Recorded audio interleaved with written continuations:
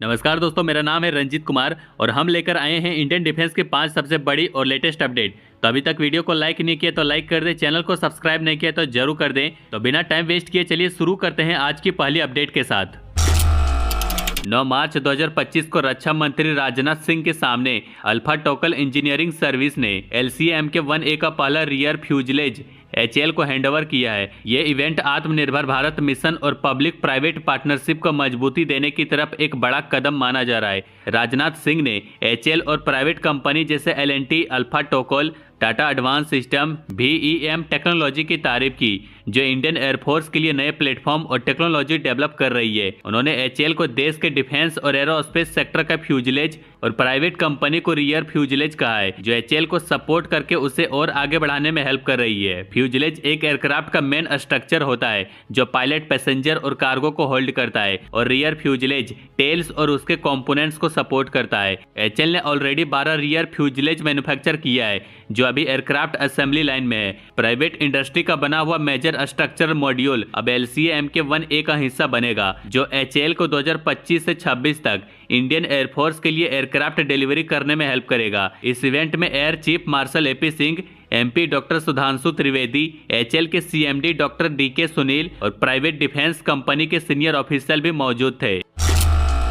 Indian army ने एक बार फिर इमरजेंसी प्रोक्योरमेंट रूट का यूज किया है ताकि वो man portable very short range air defence system acquire कर सके। 2020 से आर्मी इन सिस्टम को लेने की कोशिश कर रही है, लेकिन तीनों डील्स फेल हो चुकी है। ये डील्स 88 लॉन्चर, 372 मिसाइल और एसोसिएटेड इक्विपमेंट्स के लिए थी। VSHORAD इनेमी एयरक्राफ्ट और हेलीकॉप्टर के खिलाफ एक सोल्जर की लास्ट लाइन ऑफ डिफेंस होती है, और यूक्रेन वार में इसकी इंपॉर्टेंस काफी बार प्रूफ हो चुकी है। इमरजेंसी प्रोक्योरमेंट प्रोविजन के अंडर आर्म फोर्स 300 करोड़ तक की वेपन सिस्टम बिना एक्स्ट्रा क्लियरेंस के इमरजेंसी बेसिस पर खरीद सकती है, जिनकी डिलीवरी 1 साल के अंडर होनी चाहिए। 2016 के यूरी अटैक के बाद से लेकर अब तक ये रूट्स 5 बार यूज हो चुकी है। Army chief general Upendra Dwivedi ने कंफर्म किया कि latest emergency procurement 5 mainly counter insurgency और काउंटर टेररिज्म इक्विपमेंट्स के लिए फोकस करेगा। चाइना के साथ लद्दाख स्टैंड ऑफ के दौरान आर्मी ने रसिया से 24 एगला S लॉन्चर और 216 मिसाइल्स खरीदी है।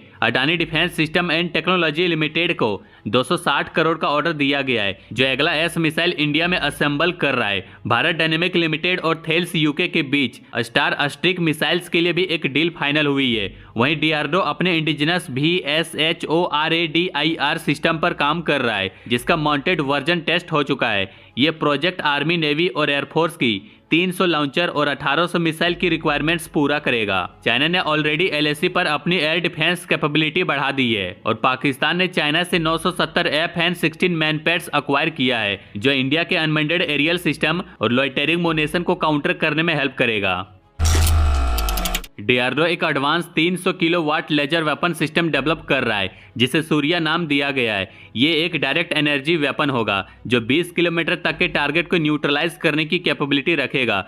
सूर्या का primary objective missile, drones, fighter jet और इनेमी सैटेलाइट को हाई इंटेंसिटी लेजर बीम से डिस्ट्रॉय करना होगा। ये सिस्टम इलेक्ट्रोमैग्नेटिक स्पेक्ट्रम का यूज करती है, जिसमें लेजर एनर्जी को एक फोकस्ड बीम में कन्वर्ट करके इनेमी टारगेट को तत्काल बर्न या डिसेबल करता है। इससे इंडियन आर्म फोर्सेस को एक नेक्स्ट जनरेशन डिफेंस सिस्टम मिलेगा जो कन्वेंशनल मिसाइल से भी ज्यादा फास्ट और कॉस्ट इफेक्टिव होगा। यह weapon system mainly land based और एयरबॉर्न प्लेटफॉर्म के लिए डेवलप किया जा रहा है, ताकि फ्यूचर वॉरफेयर में इंडिया को स्ट्रेटेजिक एडवांटेज मिल सके। इसके साथ एक और अपडेट ये है कि भारत इलेक्ट्रॉनिक लिमिटेड ने 577 करोड़ का नया ऑर्डर सिक्योर किया है। ये नए कॉन्ट्रैक्ट एडवांस डिफेंस और कम्युनिकेशन सिस्टम से जुड़ी है। इन नए ऑर्डर्स के साथ BEL का total order inflow financial year 2025 में 13,724 करोड़ तक पहुंच गया है, जो कंपनी की तेजी से हो रही ग्रोथ और डिफेंस और सिविलियन सेक्टर दोनों में बढ़ता फुटप्रिंट दिखाता है। नए कॉन्ट्रैक्ट में कई इंपॉर्टेंट डिफेंस और कम्युनिकेशन सिस्टम शामिल है, जैसे कि airborne electronic warfare product aircraft की सर्वाइबिलिटी को बढ़ाने के लिए डिजाइन किया गया है, जो एनिमी रेडार और मिसाइल के अटैक को काउंटर करने में हेल्प करेगा।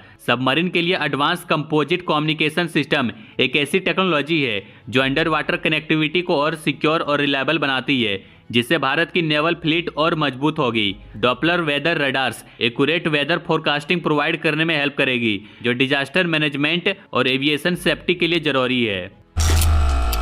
इंडियन आर्मी अपनी मॉडर्न वॉरफेयर कैपेबिलिटी को अपग्रेड कर रही है, खासकर हाई एल्टीट्यूड और कंटेस्टेड रीजन जैसे LAC और LOC पर। और अटैक हेलीकॉप्टर इस मॉडर्नाइजेशन का एक महत्वपूर्ण हिस्सा है जो क्लोज एयर सपोर्ट, रिकॉनेसेंस और प्रिसीजन स्ट्राइक के लिए जरूरी होते हैं। लेकिन अमेरिका से 6 अपाची हेलीकॉप्टर की डिलीवरी डिले होने से सवाल उठा है कि क्या आर्मी को फॉरेन प्लेटफॉर्म पर निर्भर रहना चाहिए या इंडिजिनस LCH % का प्रोक्योरमेंट तेज करना चाहिए। अपाचे हेलीकॉप्टर बैटलफील्ड सर्वाइवेबिलिटी और फायर पावर के लिए जाना जाता है और Indian air force already 22 Apache operate करती है, लेकिन इंडियन आर्मी के अपाची ऑर्डर में कई बार डिले हो चुका है। हेलीकॉप्टर की डिलीवरी पहले 2024 तक उम्मीद थी, पर अब सप्लाई चेन इशू की वजह से 2026 तक डिले हो सकती है। इस वजह से आर्मी का नया 451 आर्मी एविएशन स्क्वाड्रन हेलीकॉप्टर के बिना अधूरा पड़ा है। इस डिले के बीच HL का LCH % एक स्ट्रॉन्ग अल्टरनेटिव बनकर उभरा है जो अपाची से भी कुछ ऑपरेशनल सिनारियो में बेटर हो सकता है। यह attack helicopter specially high altitude operation के लिए डिजाइन किया गया है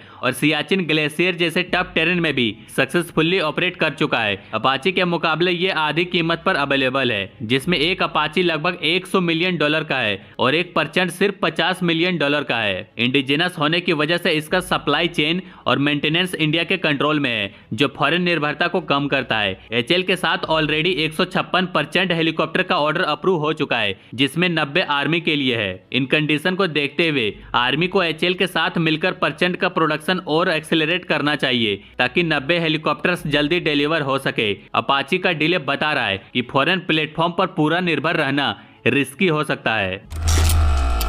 चाइना के साथ बॉर्डर टेंशन के बीच इंडियन आर्मी ने पब्लिक और प्राइवेट सेक्टर को एक क्लियर मैसेज दिया है, इनोवेट करो, कोलैबोरेट करो या सोर्स करो, लेकिन डिलीवरी जल्दी करो। आर्मी के करंट UAV जो मोस्टली इजराइल से लिए गए हैं वो अब पुराने हो चुके हैं और उनको रिप्लेस करना जरूरी हो गया है ताकि मॉडर्न वॉर फाइटिंग रिक्वायरमेंट्स के साथ पेस बनाए रखा जा सके। फिलहाल आर्मी लगभग 50 ड्रोन्स ऑपरेट कर रही है, जैसे हेरोन मार्क 1, मार्क 2 और सर्चर 2, जो LAC पर सर्विलियंस और रिकॉनेसेंस के लिए काफी हेल्पफुल रही है। लेकिन कंटिन्यूअस यूज की वजह से इन ड्रोन्स पर लोड बढ़ गया है। इस वजह से आर्मी ने रिसेंटली 4 नए satellite communication enabled Heron mark 2 drone induct किया है, जो बॉर्डर सर्विलियंस को और ज्यादा इनहेंस करेगा। वहीं सर्चर 2 UAV भी पुराना हो रहा है, इसलिए इंडियन आर्मी ने नए मेल UAV के लिए स्ट्रिक्ट स्पेसिफिकेशन रखी है। कम से कम 30,000 फीट का ऑपरेशनल एल्टीट्यूड, 24 घंटे से ज्यादा की इंडोरेंस। यह स्पेसिफिकेशन खासकर हिमालयन टेरेंस के हाई एल्टीट्यूड और लॉन्ग इंडोरेंस मिशन के लिए रखी गई है। वहीं DRDO का एरोनॉटिकल डेवलपमेंट एस्टेब्लिशमेंट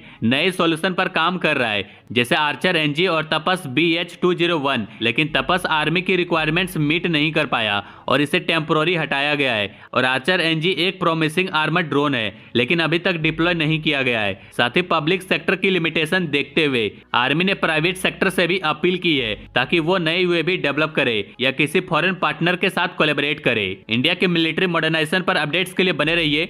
बाकी लाइक एंड सब्सक्राइब जरूर करें।